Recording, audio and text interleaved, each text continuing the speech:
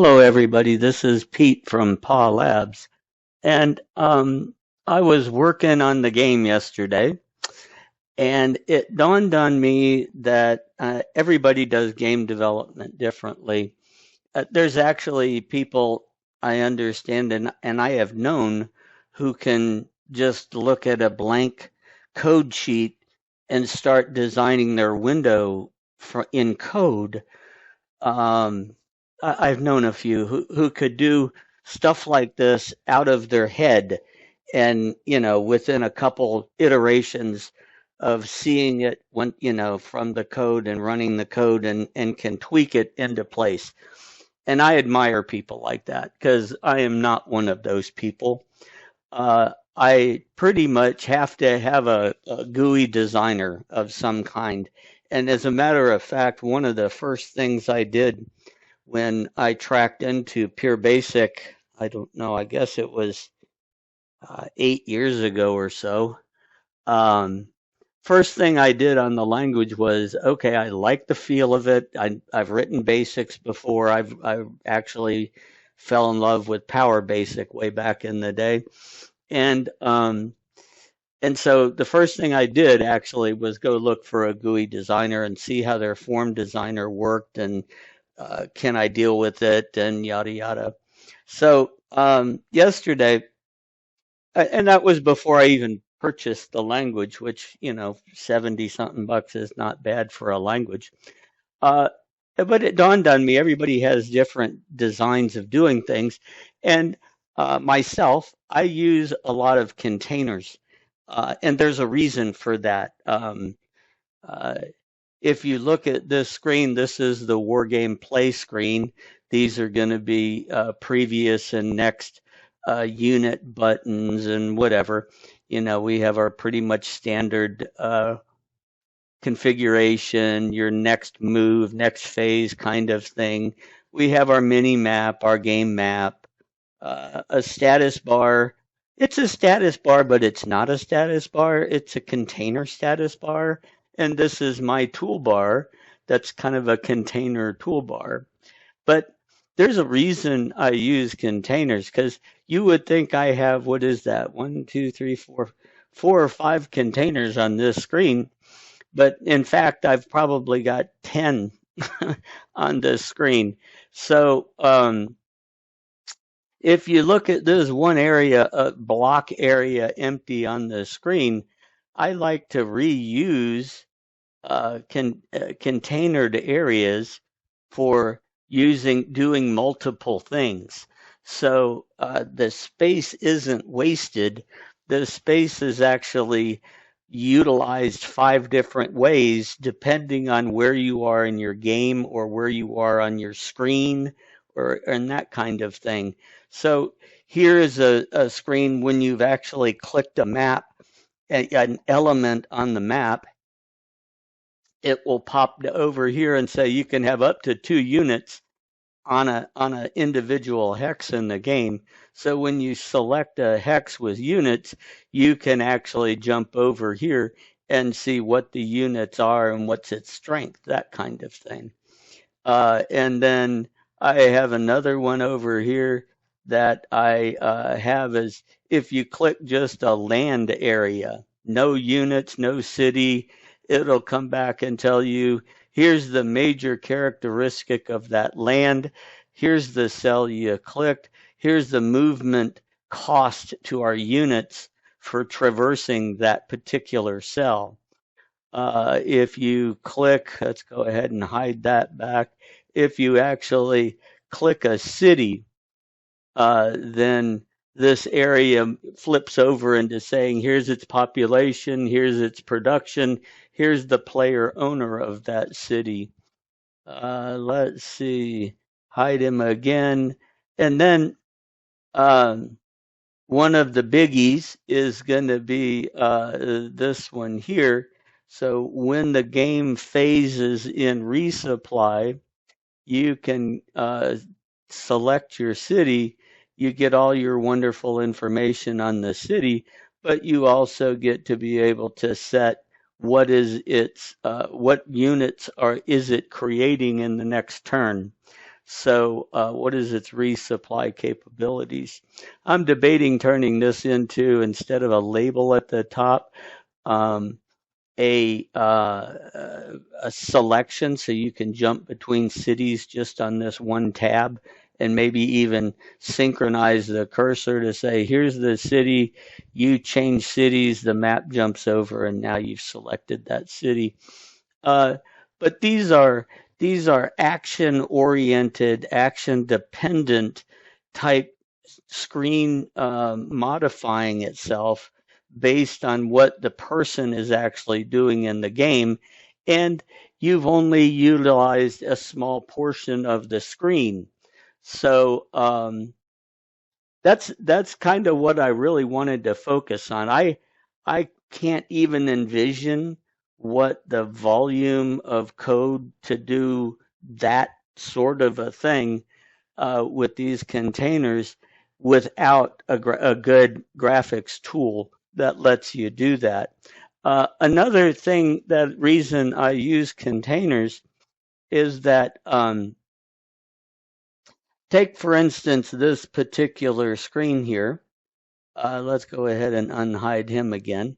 So you can see I can come back and put in a what is it called, a splitter gadget here, and split this left to right, and then make that go wider. I don't know why I would, but I normally build the screens in this sort of a manner and layout. If I'm going to have a game map, the game map will actually, menu would actually show up above the screen actually moves down about 30 pixels, and so to make room for it. But I don't know that this game needs it. You got a configuration screen. You're not configuring really anything on the map. Um, this is just for gameplay. The menu is going to basically, the configuration button there is going to be for sound volume, FX volume. Yeah, I can't really see too much of what that would be. This block up here is image field up here is actually the label of the game phase. I'm going to use pictures to put them up there to make it look pretty. I have a message area down here that can be filled in when the server responds with messages, that's where they'll show up.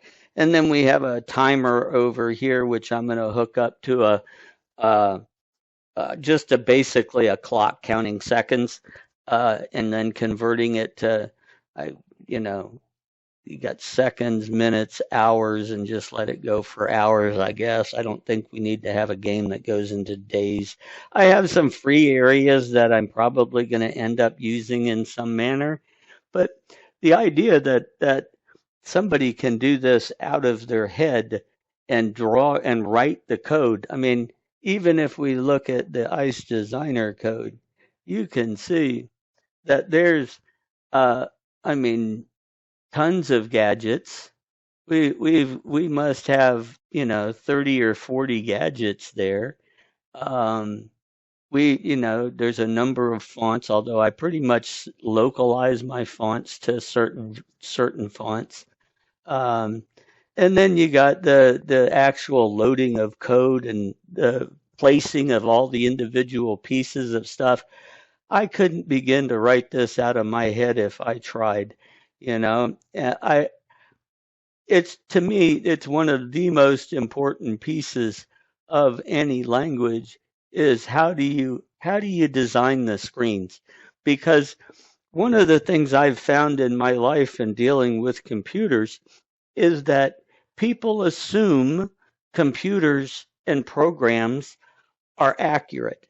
They never assume that it's going to have problems. Okay, that is an assumption, a base level assumption that it's not going to crash. It's going to be accurate. It's going to do the right thing. It's going to, behave in a manner that they've come to expect computer programs to be.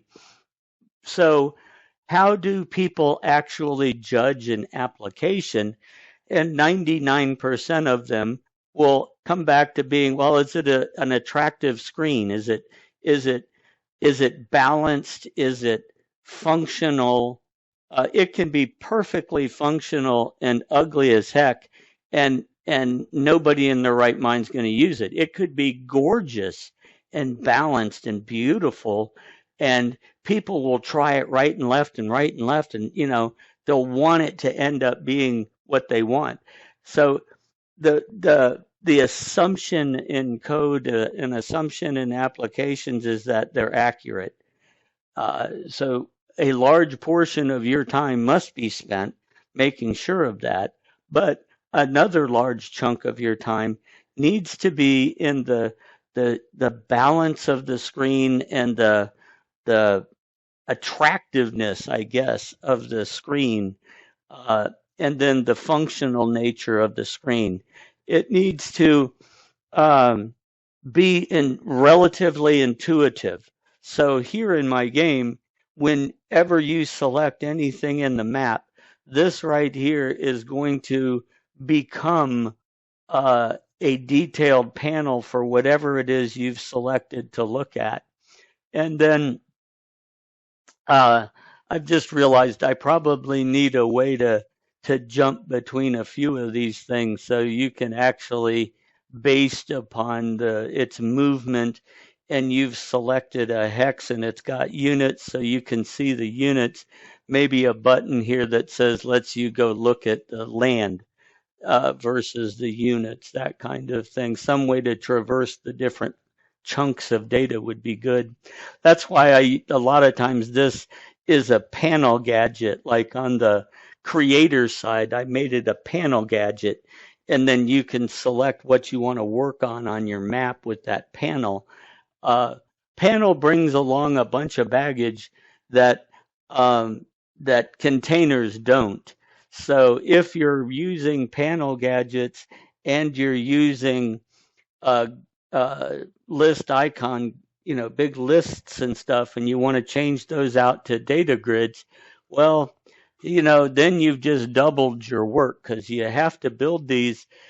You build them here, you export the code, then you got to put the code into your app because there's no way to change out a panel, an individual tabs data grid, list icon to data grid. There's no way to do that from code because you're too nested in there.